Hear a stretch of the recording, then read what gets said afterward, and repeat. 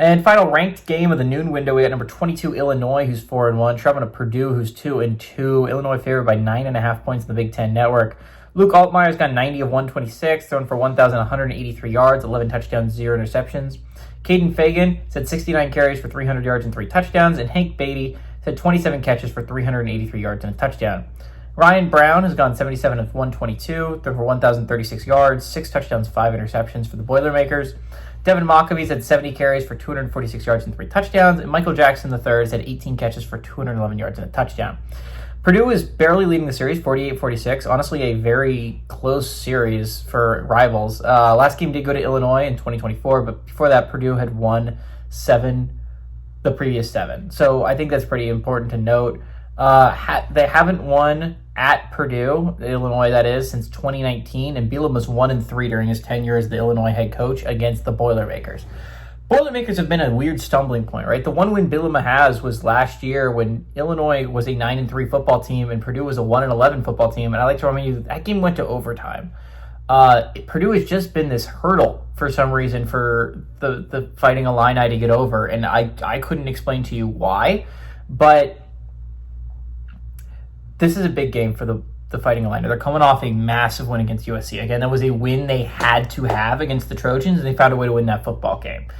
I think next week is a really interesting game because they play Ohio State. I don't necessarily think Illinois has to beat Ohio State to be a college football playoff team this year, right?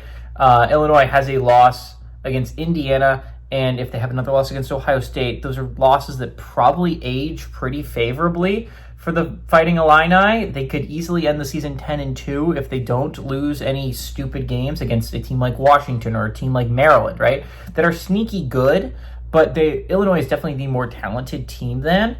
So I think that's really interesting here is Illinois, to me, doesn't have to beat another ranked team the rest of the year. I think 10-2 in the Big Ten probably gets you to the college football playoffs. I say probably. Again, we do not know.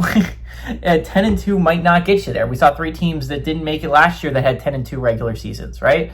So if we're talking about it from that perspective, 10-2 might not get you there. But I think realistically, if you're playing in the Big Ten or the SEC, you feel pretty safe if you can enter the playoff conversation at 10-2. And I think that is something that is very realistic for Illinois. But traveling on the road to Purdue is, again, something that historically is not gone well for Illinois under this tenure of Bielema, right? He's never beaten Purdue on the road. He's only beaten Purdue once, period. And this is not the same Purdue team as last year. That was one of the worst teams in the Big Ten, and they barely eked by them last year. I think this game is weirdly close.